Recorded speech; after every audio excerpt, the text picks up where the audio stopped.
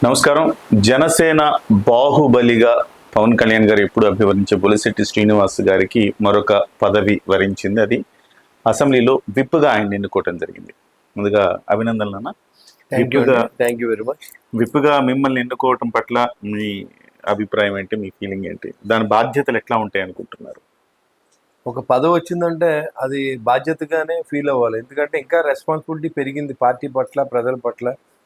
మనం ఏదైతే ఇవాళ పవన్ కళ్యాణ్ గారు ఇవాళ నేను నిజంగా ఈ మీడియా ముందు మాట్లాడడానికి కానీ, నేను ఎమ్మెల్యేని అవడానికి కానీ, లేకపోతే ఇవాళ విప్పు నాకు వచ్చినా కానీ దానికి అన్నిటికి కారణం పవన్ కళ్యాణ్ గారు.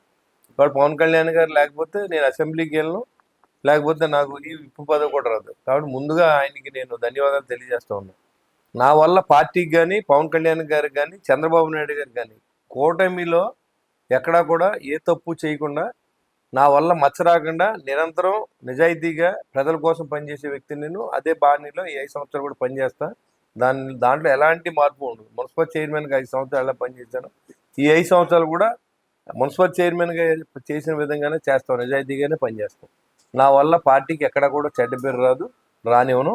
అంత అంత కేర్ఫుల్గా పనిచేస్తాను. అంటే చాలామంది అనుకున్నారు ఏంటంటే పదవుల కోసం చాలామంది వస్తూ ఉంటారు, కానీ మీరు ఎప్పుడు పదవి కోసం కానీ ఇంకొకటి కోసం కానీ ఎప్పుడు ఆశపడలేదు. కానీ పవన్ కళ్యాణ్ గారికి ఈ మధ్య కాలంలో నామినేటెడ్ పోస్టులకు జనసేన పార్టీ ఇచ్చిన దాంట్లో చాలామంది పవన్ కళ్యాణ్ గారి మనసుకు దగ్గర ఉన్న వాళ్ళకి చాలామందికి పదవులు వచ్చాయి. ఇప్పుడు డెఫినెట్గా ఇప్పుడు మీరు కూడా అలా అనుకుంటున్నారా? డెఫినెట్గా ఆయన మనసులో ఉన్నదే ఆయన చేస్తారు. ఎందుకంటే ఆయన నమ్మిన వాళ్ళకి ఎవరిని మోసం చేయడు. ఇవాళ కదా రేపైనా పదవి వస్తుంది, కానీ మనం వెయిట్ చేయాలి. ఇప్పుడు అంటే ఆయనకుండి ఒత్తిడి ఆయనకు ఉంటుంది కాబట్టి మనం తప్పుగా దాన్ని అర్థం చేసుకోవాల్సిన అవసరం లేదు. తప్పనిసరిగా పవన్ కళ్యాణ్ గారి ఆలోచన, పవన్ కళ్యాణ్ గారు ఎవరు కష్టపడ్డారో అన్నీ ఆయనకి తెలుసు. ఎందుకంటే మేము చాలా దగ్గర నుంచి ఆయన కష్టం చూసిన వ్యక్తులు అంతా. నేను కానీ, రాయపడ్డవాడిని కానీ, లేకపోతే ఇంకా ఉన్న మా చాలామంది క్రికెట్లు వచ్చిన వాళ్ళే గొప్ప వాళ్ళని ఏం కాదు. ఇప్పుడున్న పార్టీ అడ్జస్ట్మెంట్లో జగన్మోహన్ రెడ్డి అనే వ్యక్తి దిగాలి కాబట్టి ఈ రాష్ట్రం పట్ల బాధ్యతగా వ్యవహరించారు పవన్ కళ్యాణ్ గారు. రాష్ట్ర ప్రజల కోసం 100 మెట్లు దిగుతాను. రాష్ట్రం నాశనం అవ్వకూడదు, ప్రజలకి న్యాయం జరగడం కోసం ఆయన అన్ని సీట్లు కాదు అసలు ఎన్ని ఇచ్చినా కానీ ఓటు విడకూడదు అనేది ఆయన స్లోగన్. నేను నిలబెట్టుకున్నాడు. ఆయన రాజకీయాల్లో మాట నిలబెట్టుకోవడం అనేది చాలా కష్టం. అది నిలబెట్టుకున్నారంటే ఆయన వ్యక్తిత్వం ఏదో అర్థమై ఉంటుంది. ఇవాళ అంతకుముందు మరి 35 కోట్ల రూపాయలని ప్రజలకు రైతుల కోసం పంచిన వ్యక్తి ఇవాళ నెగ్గిన తర్వాత కూడా 6 కోట్ల రూపాయలని ఇవాళ మొన్న జరిగిన ముంపు ప్రాంతాల్లో 4 కోట్లు ఇక్కడ మరి గ్రామ పంచాయతీలకి ఆయన డిపార్ట్మెంట్ లో ఉన్న పంచాయతీ రెంట్కి ₹1,00,000 ఇవ్వడం, అదే కాకుండా ₹2,00,000 రెండు ప్రభుత్వాలకి లక్ష రూపాయలు రిలీఫ్ ఫండ్ ఇవ్వడం, సీఎం రిలీఫ్ ఫండ్ ఇవ్వడం అనేది సామాన్యమైన విషయం కాదు. ఆంధ్ర రాష్ట్ర చరిత్రలో ఏ రాజకీయ నాయకుడు చేయనటువంటి పని చేసిన వ్యక్తి పవన్ కళ్యాణ్ గారు. ఎవరైనా ఇంట్లో డబ్బు తీసుకొచ్చి పంచిపెట్టుండే ఎవడలేదు, ఒక పవన్ కళ్యాణ్ తప్ప. చరిత్ర చూసుకోండి మీరు ఎక్కడైనా. చాలా మంది పరిపాలన చేశారు ఈ రాష్ట్రాన్ని, చాలా మంది సంపాదించుకున్నారు తప్ప రాజకీయాల్లో ఎవరు కూడా ఈ రకంగా ఇంట్లో డబ్బులు తీసుకొచ్చి ఆయన కష్టార్జితాన్ని ప్రజలు పెట్టిన వ్యక్తి లేడు. కాబట్టి ఇవాళ పవన్ కళ్యాణ్ గారి మీద ప్రగాఢ విశ్వాసం ఆంధ్ర రాష్ట్ర ప్రజలకు ఉంది. ఇవాళ ఏదైతే చంద్రబాబు నాయుడు గారి అనుభవం మీద ఎలా నమ్ముతున్నారో ఇవాళ పవన్ కళ్యాణ్ గారి నిజాయితీ కూడా దానికి తోడైంది. ఇవాళ ఆయన అనుభవం కావాలి ఈ రాష్ట్రానికి. నిజాయితీగా పనిచేసే నాయకుడు కూడా ఉండాలి.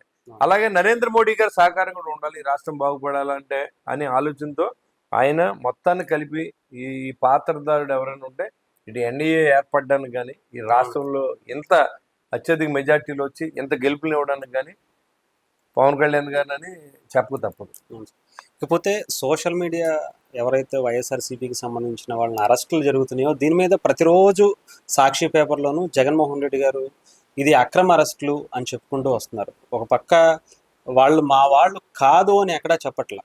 దీన్ని మీరు ఎలా చూస్తారు? ముఖ్యంగా వర రెడ్డి గురించి కావచ్చు, లేదంటే బోరుగాడ మన అనిల్ గురించి కావచ్చు. ఇప్పుడు వాళ్ళే చెప్తున్నారు కదా, అంతా జగన్మోహన్ రెడ్డి గారే మమ్మల్ని మాట్లాడమంటే మేము మాట్లాడుతామని చెప్తున్నారు కదా. అది ఎలా వాళ్ళు సిగ్గుపడకుండా మాట్లాడుతున్నారంటే ఇప్పుడు మీరే అంటున్నారు మాకు సంబంధం లేదని కానీ ఏం అంటలేదు. అన్యాయంగా ఏ అరెస్టులు జరగవు. చట్టం తన పని తను చేసుకెళ్తుంది. ఏ ప్రభుత్వం ఉన్నా వాళ్ళ ప్రభుత్వం లాగా గెలిచిన ఎంపీని తీసుకెళ్లి కొట్టడం, లేకపోతే ముందు భయపెట్టడం, లేకపోతే పవన్ కళ్యాణ్ గారిని అరెస్ట్ చేయాలని ఎన్నిసార్లు ప్రయత్నం చేశారు మీకు తెలియదా? ఆయన చేయలేకపోయారంటే ప్రజాబలం ఉన్న నాయకుడిని ఎవరు ఏం చేయలేరు. ఇవాళ ప్రజాబలం ఉన్న నాయకుడు భారతదేశంలో ఎవరన్నా ఉంటే నరేంద్ర మోడీ గారి తర్వాత ప్రజాబలం ఉన్న నాయకుడు, జనాకర్షణ నాయకుడు పవన్ కళ్యాణ్. దాంట్లో ఎలాంటి అతిశయం లేదు, ఎవరు మాట్లాడవలసిన అవసరం కూడా లేదు దానికి. ఇవాళ జగన్మోహన్ రెడ్డి గారు వాళ్ళ నాన్నగారు సీఎం అవ్వకపోతే అసలు జగన్మోహన్ రెడ్డి ఎవరికి తెలియదు.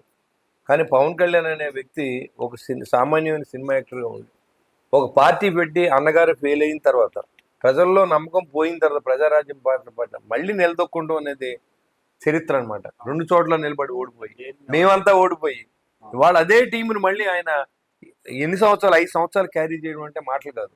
ఆయన సినిమాలు వదిలేసుకుని అన్నీ వదిలేసుకుని సంపాదించిన డబ్బులు ప్రజలకు ఖర్చు పెట్టి ప్రజల్లోకి వెళ్ళి నిజాయితీగా ఉండి ప్రజలు నమ్మించి ఇవాళ మళ్ళీ ఎక్కడ తగ్గాలో తెలిసిన వ్యక్తి, ఎక్కడ నెగ్గాలో తెలిసిన వ్యక్తి అని అనిపించుకునే రకంగా ఇవాళ ఎవరైతే అవమానించారో ఇవాళ ఆయన ఎక్కడున్నాడో ఇవాళ ఈ రాష్ట్రంలో నెంబర్ 2 స్థానంలోకి వెళ్ళారంటే మరి ఆయన కృషి కదా. ఇవాళ మేమంతా అసెంబ్లీకి నేను తీసుకెళ్తాను అన్నాడు ఆయన. నేను తీసుకెళ్తాను, నాతో పాటు మిమ్మల్ని అంతా తీసుకెళ్తాను అన్నాడు. అదే నిలబెట్టుకున్నాడు.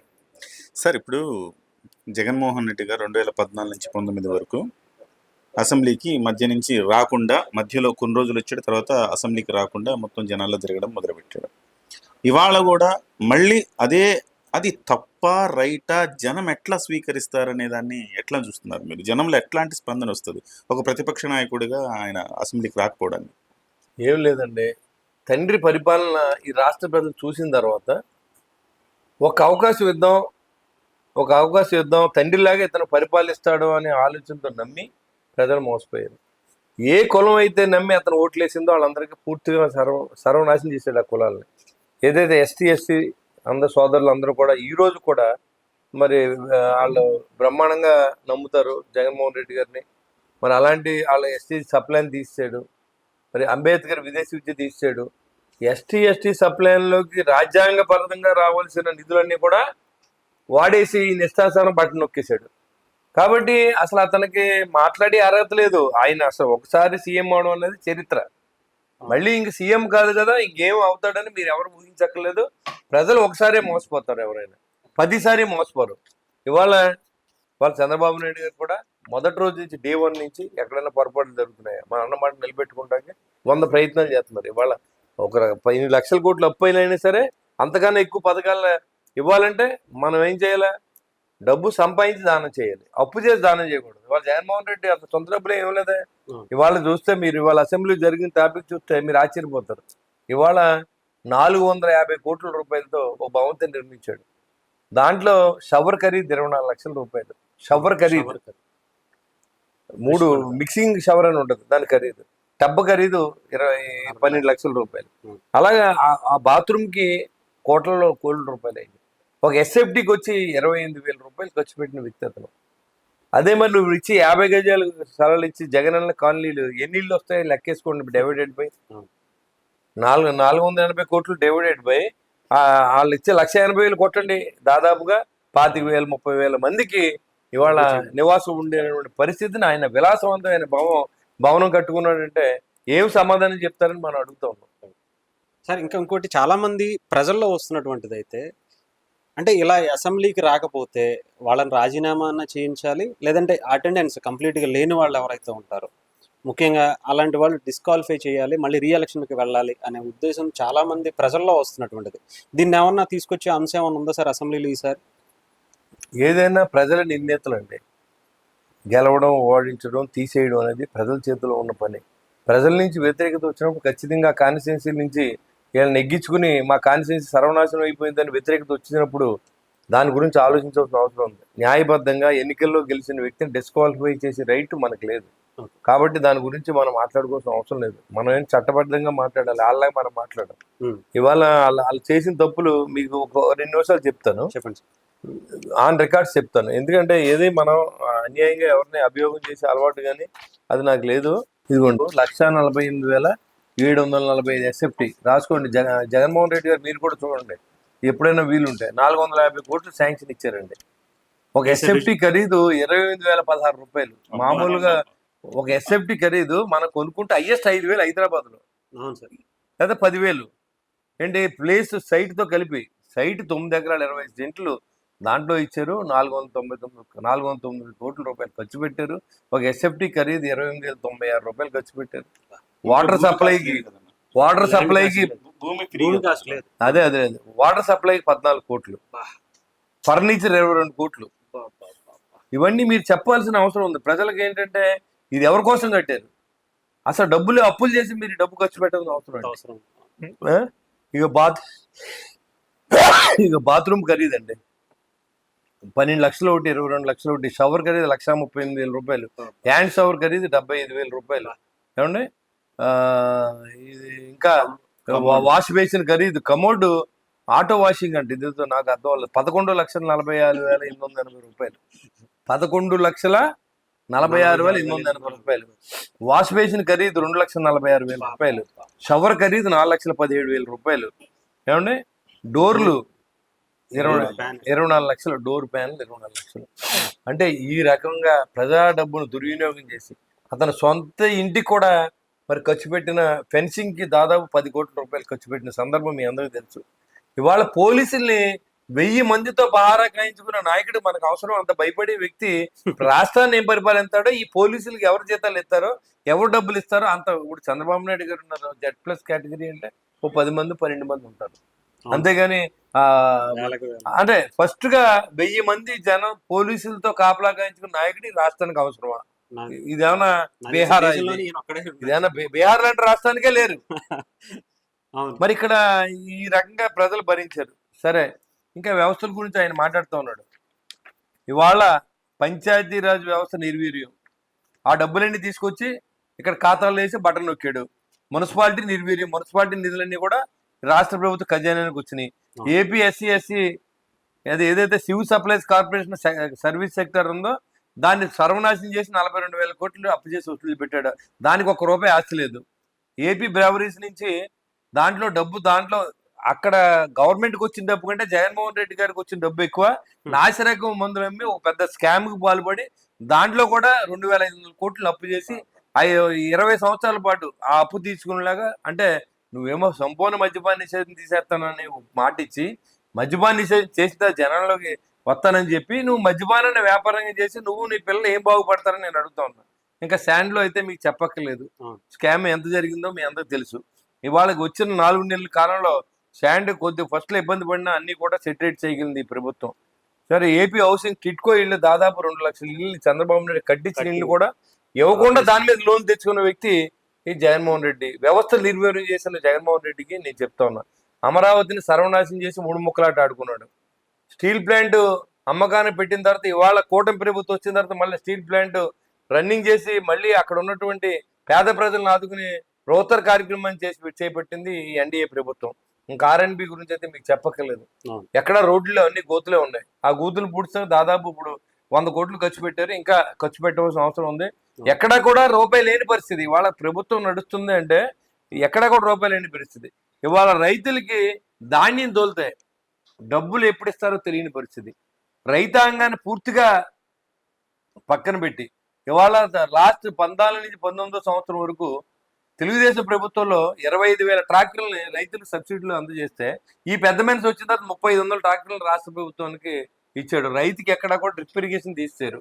ఎక్కడా కూడా ఇదివరకు వ్యవసాయ పనిముట్లు ఇచ్చేవారు, ట్రాక్టర్లు ఇచ్చేవారు, వరికోత మిషన్లు ఇచ్చేవారు. ఇవాళ ఆ పద్ధతిని పూర్తిగా తీసేశారు. ఇవన్నీ నిర్లక్ష్యంగా కనపడుతుంది. నువ్వు రైతుని ఆదుకున్నావు అంటే సిగ్గులేదు. నువ్వు రైతు గురించి మాట్లాడు. ఇవాళ 43,000 కోట్లని ఇవాళ ఈ బడ్జెట్ లో కేటాయించావు రైతుకి న్యాయం చేయాలనే ఉద్దేశంతో. నువ్వు రైతు గురించి మాట్లాడే అర్హత నీకుందా? నీ బడ్జెట్లది.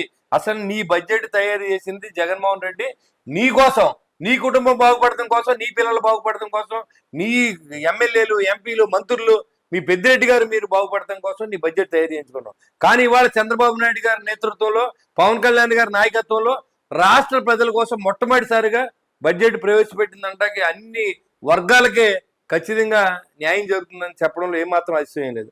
సరే, రైతులకి ఇవ్వాల్సిన డబ్బులు 1,600 కోట్ల రూపాయలని ఇవాళ ధాన్యం తోలిన డబ్బుల్ని మా ప్రభుత్వం వచ్చిన తర్వాత 1,600 కోట్లు ఇచ్చిన విషయం మీ అందరికీ తెలుసు.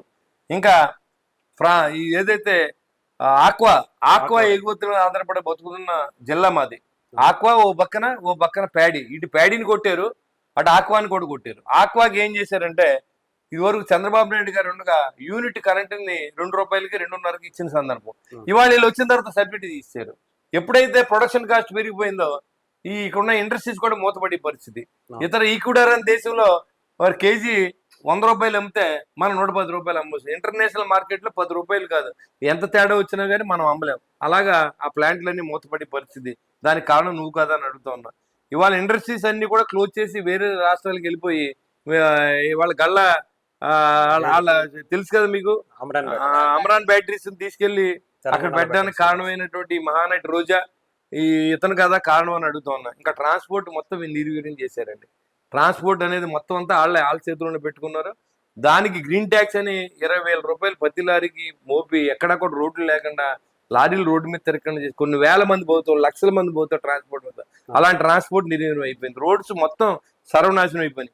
ఎస్సీ ఎస్టీ సప్లై నిధుల్ని మళ్ళీ ఇవాళ ఏదైతే ఇదివరకు ఎలాగైతే ఎస్టీ సప్లై నిధులు ఇచ్చామో అదే విధంగా ఇవాళ 18,497 కోట్ల రూపాయలని ఎస్సీ సోదరులకు కేటాయించారు. ఎస్టీలకి 7,557 కోట్లని ఇవాళ చేసిన ఘనత మా ప్రభుత్వానికి దక్కుద్దని చెప్తున్నాం. చేతగాని మాటలు, నీ దగ్గర ఉన్న వాళ్ళంతా కూడా ఈ రాష్ట్రాన్ని దోచి వదిలిపెట్టారు. దొంగలు దోచుకున్నట్టుగా దోచుకున్నారు. నువ్వు ఇవాళ బయటకు వచ్చి మాట్లాడితే సిగ్గులేదా జగన్మోహన్ రెడ్డి నేను అడుగుతూ ఉన్నా. ఎలా మాట్లాడుతున్నావు అంటే వీళ్ళు ఏంటంటే ముందు మానసికంగా ఒక మనిషి గట్టిగా మాట్లాడితే ఆయన మానసికంగా వేధించడానికే అలవాటు పడ్డారు. ఏదో రకంగా సోషల్ మీడియాలోనూ ఎక్కడో మాట్లాడినప్పుడు ఆ మనిషి సింక్ అవుతాడనే ఆలోచన, లేకపోతే తర్వాత పోలీస్ కేసులు పెడతారు, ఆ తర్వాత పోలీస్ స్టేషన్ తీసుకెళ్తారు, ఆ తర్వాత దాన్ని ఒక ఎంపీని హ్యాండిల్ చేసినటువంటి ప్రభుత్వం ఇది. మనం ఎంత రూలింగ్ పార్టీ ఎంపీని తీసుకెళ్లి ముసుగులు వేసుకొచ్చి పోలీస్ స్టేషన్ కొట్టించిన ప్రభుత్వం. నువ్వు న్యాయం గురించి వ్యవస్థ గురించి మాట్లాడుతున్నావు. ఇవాళ ఎవడో సోషల్ మీడియాలో నువ్వు పెట్టించిన పేటిఎం గాళ్ళ గురించి నువ్వు ఇంత బాధపడతా ఉన్నావు. రియల్ గా మా కార్యకర్తలు ఎంత నలిగిపోయారు 5 సంవత్సరాల నుంచి, ఎన్ని కేసులు పెట్టించుకున్నారు, ఎంతమంది ఇబ్బంది పడ్డారు, ఎవరిని వ్యాపారం చేయనిచ్చావు నువ్వు. ఇంకా రోడ్డు మీదకి వచ్చి మాట్లాడతాకే ఏమైనా అర్థం ఉందని అడుగుతావు ఈ వైసీపీ నాయకులకి. ఇంకా మీకు అర్హతే కోల్పోయారు. మీరు డబ్బు సంపాదనే జయంగా పనిచేసిన పార్టీ వైసీపీ పార్టీ. దాంట్లో ఎలాంటి అతిశయం లేదు, మాట్లాడే రైట్ కూడా లేదు. ఈ రాష్ట్రంలో జగన్మోహన్ రెడ్డికి కానీ వైసీపీ నాయకులు కానీ మాట్లాడే రైట్ లేదని కూడా నేను మీకు తెలియజేస్తా ఉన్నా.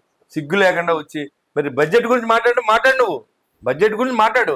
రైతులు నువ్వు ఎంత ఇచ్చావు బడ్జెట్, మేము ఎంత ఇచ్చావు, రైతుకు నువ్వేం ఇచ్చావు. ఇవాళ ధాన్యం తోలితే ఎప్పుడు డబ్బు పడుతుందో తెలియదు.